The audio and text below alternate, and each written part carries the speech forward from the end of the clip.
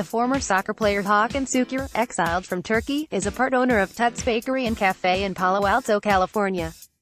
CreditJason Henry for the New York Times Palo Alto, Calif. Most customers do not recognize the fit, well-dressed man walking around Tuts Bakery and Cafe, picking up used cups and dirty dishes. Why would they? And what would he be doing here? They enter and gawk at the pastries artfully displayed under glass or stare at the big chalkboard menu on the wall, written in the man's neat hand.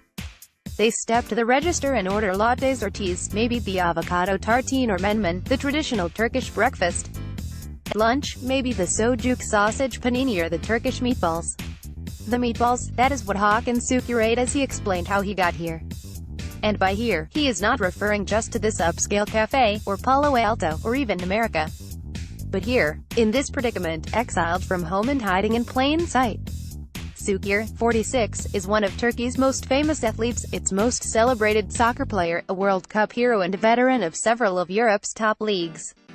He parlayed his fame into a political career and was elected to Turkey's parliament. Even with his sideburns tinged gray, his face and name are instantly recognized back home. So how did Hakan Sukur end up here, wondering if he'll ever go home again, if his children will ever see his aging parents, if his country will turn back toward democracy and let him in again? It's my country, I love my people, even though their ideas about me are distorted by controlled media, Sukur said. Maybe in the future we will go there and visit. His English is good, and improving quickly, but when the conversation gets serious, Sukur starts a sentence in English and finishes deep, long stories in Turkish, letting an interpreter make sure the words come out right. It was his first interview since he left Turkey in 2015, nearly a year before the 2016 deadly coup that tried, and failed, to topple the authoritarian regime of President Recep Tayyip Erdogan, a former friend and political ally. An estimated 250 people died, and more than 60,000 have been jailed since. Journalists, academics, political opponents or anyone brave or foolish enough to spout an opposing viewpoint. Erdogan has taken strong-armed control of the military, the courts, the media and, most recently, the internet. Image Sukur, in all black, playing a pickup soccer match last month at a park in Mountain View, California. CreditJason Henry for the New York Times. Sukur, his wife and their 3 children were already out of the country by the time of the coup attempt, sensing the deteriorating state of affairs there. But Sukur's political ties, fame and wealth made him a target of Erdogan's widespread distrust and accusations.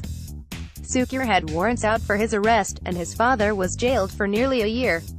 Sukur, as famous as anyone in Turkey, said his houses, businesses and bank accounts there had all been seized by Erdogan's government. While it had been reported in Turkey that Sukur was hiding in the United States, it was only last fall that Turkish state-run media reported his precise whereabouts, publishing photographs and a video of Sukur surreptitiously recorded in Palo Alto.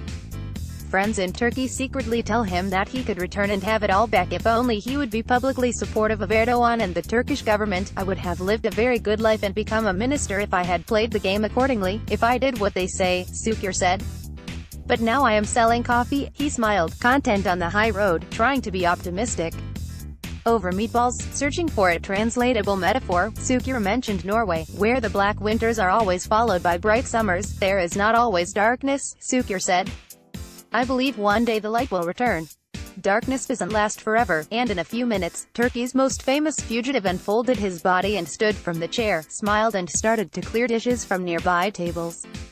Turkey, in the good years, he would have been mobbed by fans. Here, nobody paid him any attention. Sukur does not venture far from the goal. He is still tall and lean, if a bit more lumbering than he once was, but his feet retain their quickness. A pass comes. The ball dances at his toes, suddenly a blur. A defender makes a stab and leans too far one way. In an instant, the ball is in the net. Nobody cheers because there is no audience. Sukur, left with Usain Chul of South Korea during the 3rd-place game at the 2002 World Cup. Sukur's his most famous goal came in the game. He scored 11 seconds into Turkey's 3-2 victory. Credit Ben Radford, Getty Images. Last week, Sukur scored 11 of his team's 15 goals. His teammates and opponents on Wednesday nights at a park near Google's headquarters are locals, tech workers, cooks, whatever, with professional soccer backgrounds and, in most cases, accents that echo a distant home. They all know who Sukur is.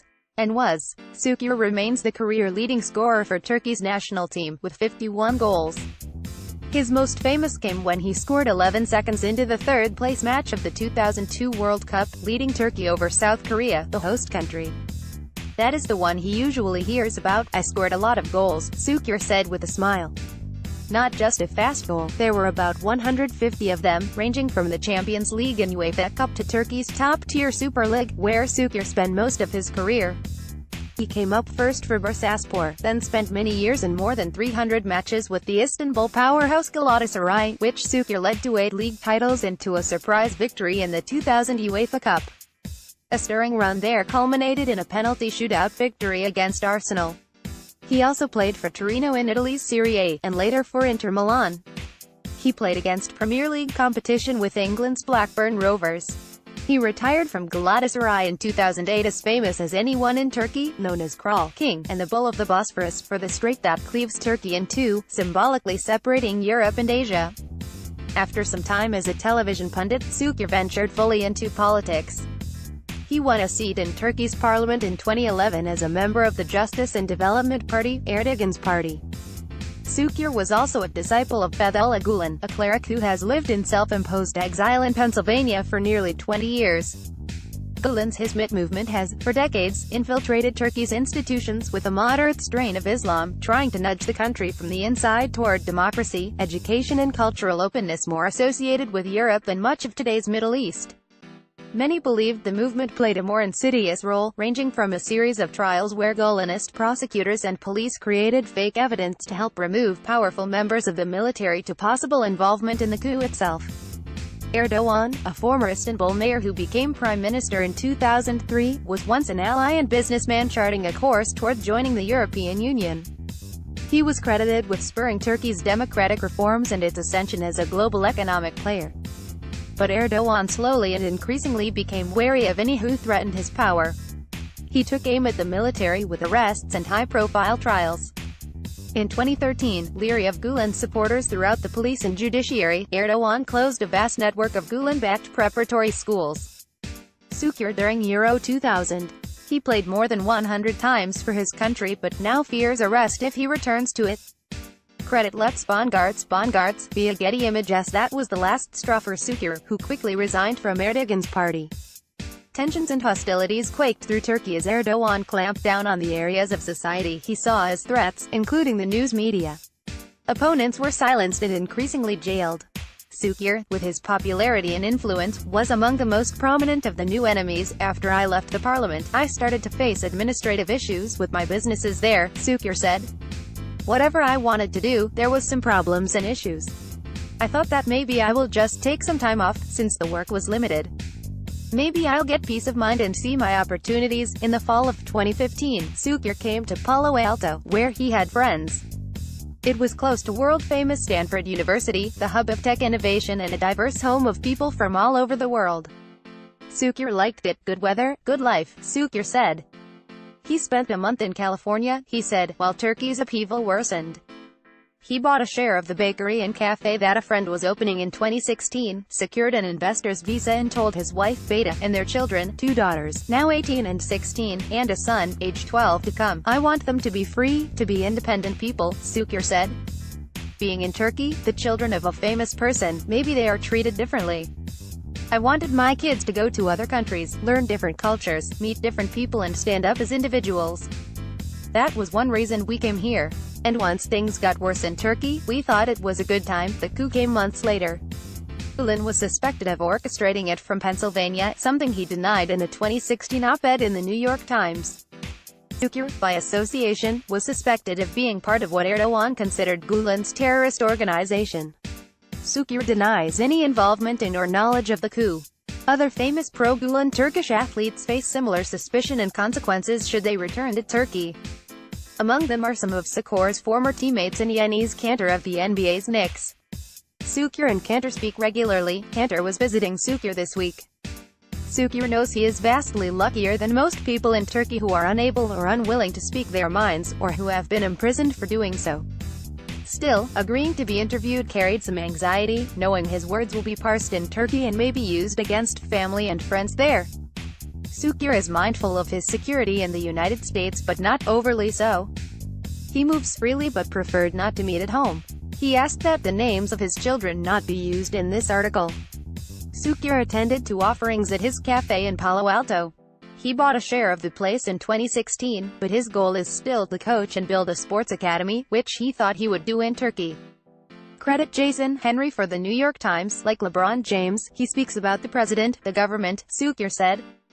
It's very important to freedom. You can say anything. But in my country, I say anything, now it's a problem, Sukur said. Recently he had a conversation with a friend, a Turkish television personality, and they agreed on how bad things were in Turkey. Then he saw an interview the friend gave to a Turkish newspaper, complimenting the government. I just talked to him the other night, Sukur said.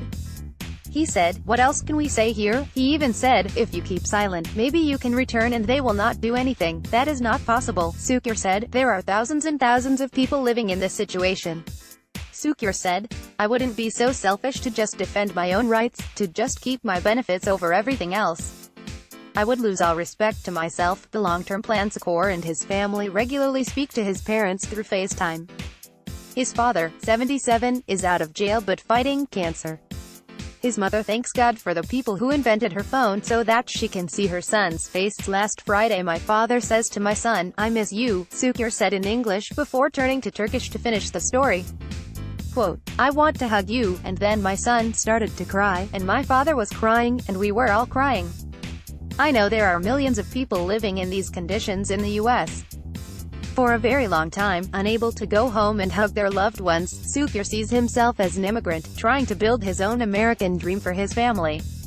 His visa expires in 2020, he said, and he has applied for green cards for his family and himself. He is anxious about getting them.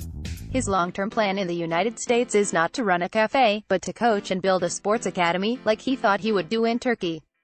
Turkish friends have considered supporting him but are nervous because of the politics a world away. At the moment there are a couple of investors, Sukur said. But now people are afraid to be seen with me. But I'm also open to work with American investors and sportsmen. I feel like I can contribute. I have a lot of networks, in Europe and in the world. I think I can contribute a lot. Like most of Sukur's customers, not all the neighbors know who he is, or was. They see him and his family as people from Turkey, making a go of it here. One of my neighbors came here to my bakery, and people were taking pictures with me, Sukur said. He asked me, why do they take pictures with you? You are not so handsome, Sukur laughed. The afternoon rush had ended, and he had time to relax.